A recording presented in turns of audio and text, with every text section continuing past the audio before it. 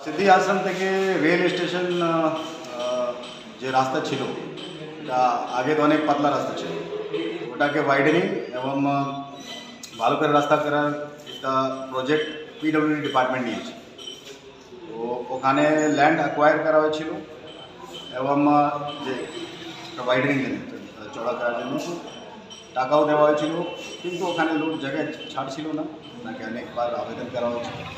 তারপরে ওখানে প্রায় নোটিশ প্রায় ওয়ার্নিং দিয়ে আজকে ওখানে এএমসি সাহায্য করছে বেসিক্যালি যে মহকুমা প্রশাসনকে ওই জমিন ভ্যাকেট করার জন্য, সো দ্যাট ওখানে রোড যেটা রোড ওয়াইডনিং কাজ হচ্ছে ওটা কমপ্লিট হতে পারে।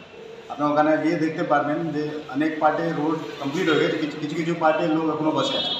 মোস্টলি কাঁচা দোকান এরকম আছে, কিছু টেম্পোরারি এক দুটি পাক্কা বাড়ি আছে, ওখানে একটা ক্লাব ঘর আছে এবং কিছু স্টলগুলো আছে। সবাইকে টাকা দেওয়া হচ্ছে ল্যান্ড অ্যাকুইজিশন থেকে। তারপরে ওরা কিছুদিন